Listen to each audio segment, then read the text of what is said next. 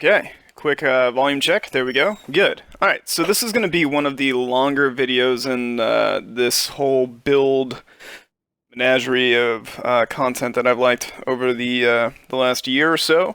I'm going to be using the middle tree of Stormcaller. I love storm grenades. I just like them from a flavor aspect. If you think that pulse grenades or arc bolt grenades are better than storm grenades, that's fine.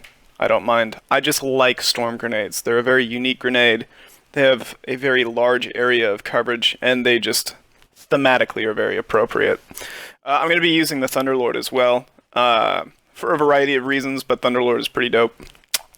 This is a stat build. I have no cooldowns of any of the sort. It's all resilience mods. I don't have a lot of synergy perks in my armor because this armor fulfills a variety of different roles. If you saw the Last Friend video, which is a variation of this Arc Buddy synergy high resilience build, that's just basically what it is. This armor shares multiple builds, and there's a couple of pieces that are a little bit in flux and a couple pieces that aren't. A couple of perks that are in flux and a couple pieces that aren't, especially on the Getaway Artist. So Getaway Artist, you consume your grenade, you get an Arc Buddy. For this build, I switch over to Enhanced Shotgun Loader because I'm using a shotgun, and that's a good perk to have. Whereas if I'm using the Last Word, then I'll just use Kinetic Reloader. And this is the shotgun that I'll be using, Imperial Decree, Full Auto, Snapshot, Accurized, Small Bore. I actually really like Smooth Bore. I know that a lot of people think I'm insane for saying that, and a lot of people will tell me that you're, very not smart for using smoothbore because of consistency factors. And yeah, I will give you the fact that every once in a while smoothbore feels like butts. But I'm looking for smoothbore and opening shot as a testing weapon, and I still haven't found it. Anyways, this is the gun that I'm really here to showcase, is Outlast.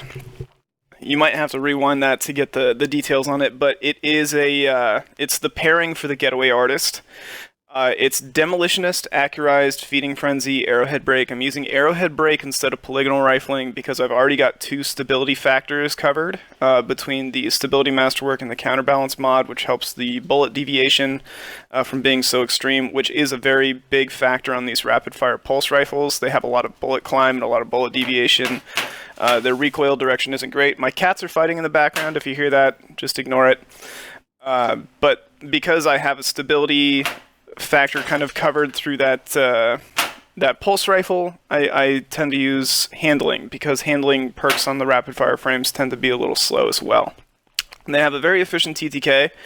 The rapid fire frames do. They hit 22 to the head, which means in a burst of 3 they're hitting 66, and 66 times 3 is in and around 200 damage. It's not 200 damage exactly, but it's upwards of 192, I think it is. 192 damage, so you can 3 burst most resiliences if you hit them in the head, and it's a very fast, rapid TTK, so it's a very efficient weapon. It's also very underused. We're going to be taking a burst off, or taking half of a burst off with that pulse rifle by using the Getaway Artist, assuming that 3 out of the 5 bolts from the Arc Buddy hit, because that's an additional 30 damage.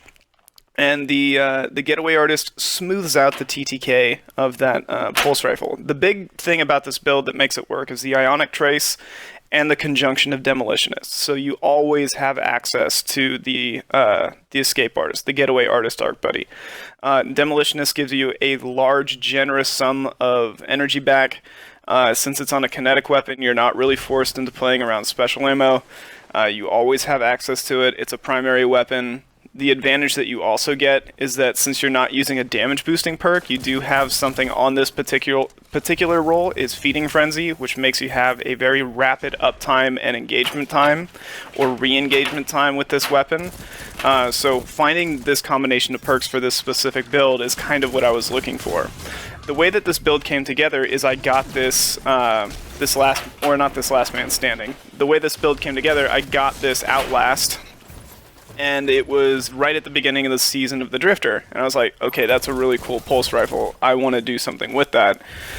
And then I had to wait an entire season. Season of Drifter came and went, before I got the Escape Artist. I didn't get Escape Artist or Getaway Artist until the beginning of Season of Opulence.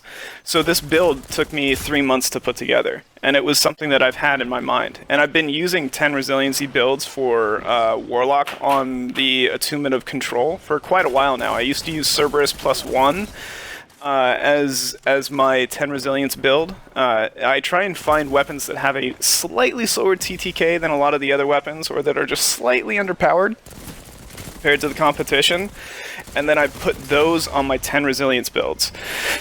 And with the addition of the Getaway Artist in the Season of the Drifter, as well as the fact that they're basically a resilience stat geared piece, that makes those lower TTK weapons have a much more efficient TTK, and it makes them from basic weapons to Slayer weapons, or capable of doing some really disgusting things in the Crucible, like I just did to that Titan.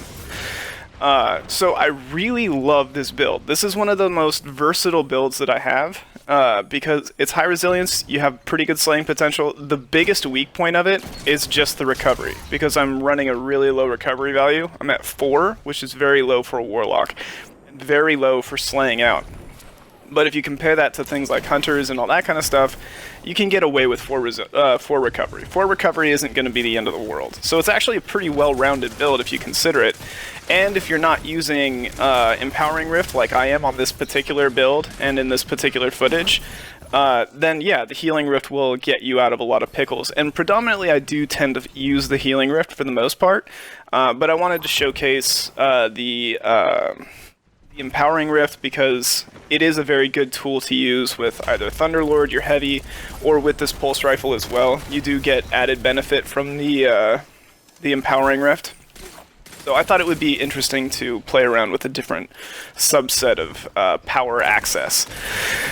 Again, to talk about the weapons, I think that this roll on whatever you want, Outlast. This roll on Outlast is a very nice roll. The Accurized rounds gives it good magnetism to the head, so it has good target acquisition, which is something that the rapid-fire pulse frames can kind of feel a little lacking on.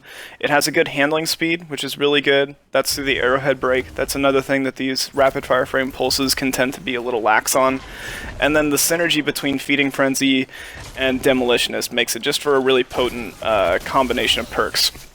The other thing that I really like about this build too is that Escape Artist is basically up as soon as the game starts. You don't have to wait for, you know, a whole bunch of stuff. You start the game with your grenade ability, and if you're watching in the bottom left-hand side of the map, if you're watching my grenade ability recharge, you'll note that I really do not need any cooldowns for my grenade whatsoever. Between the ley lines, which happen off of kills, and the Grenadier perk, which happens off of getting kills as well, I just always have constant uptime between my abilities and between my perk synergy as well from my exotic.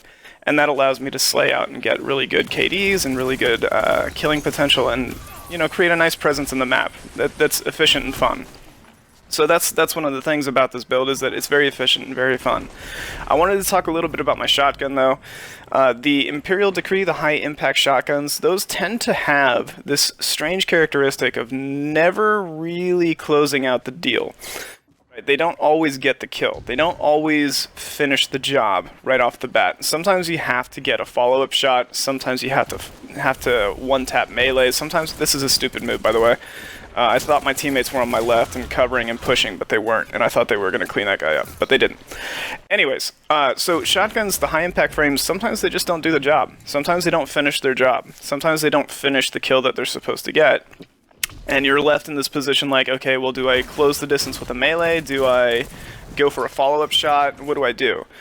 But with this particular build, it's not so much of an issue, because even if you miss your shot, or even if all the pellets don't hit, or even if your pellet RNG was terrible, or even if it just does what high-impact shotties do, which is just not always kill right off the bat, the Arc Buddy can finish that job, because it's right within the killing threshold of the Arc Buddy's abilities.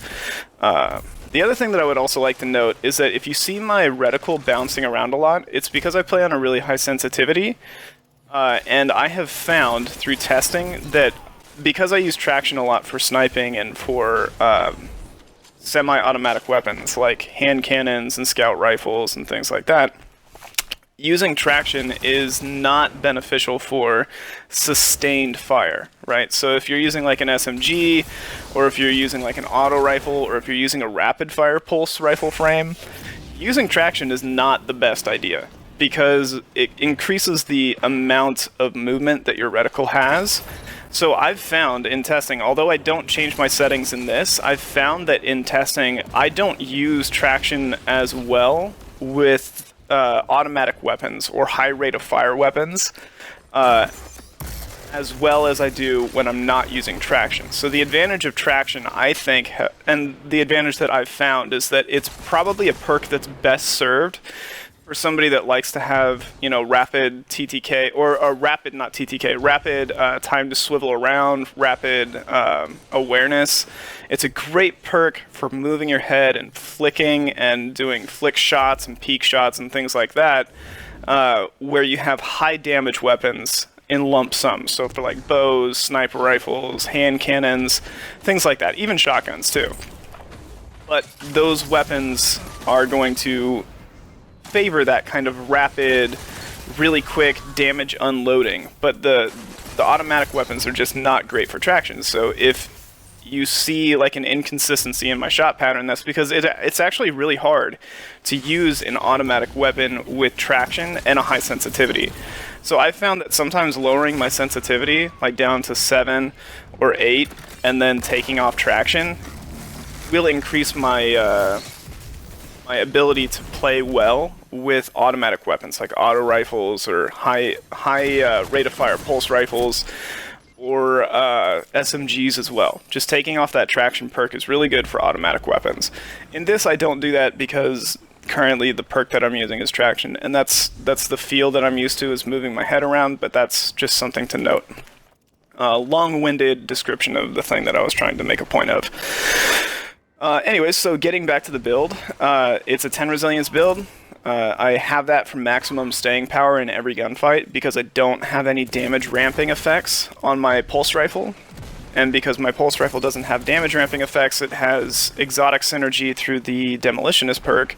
I have to have better staying power in the gunfight that I'm in, which means that I have to outlast, which is a funny weapon pun, I have to outlast my opponent in the gunfight. So high resilience, and then I have an exotic to synergize with increasing my TTK, which acts as my damage bolstering effect, and a very efficient version of a damage bolstering perk on a weapon.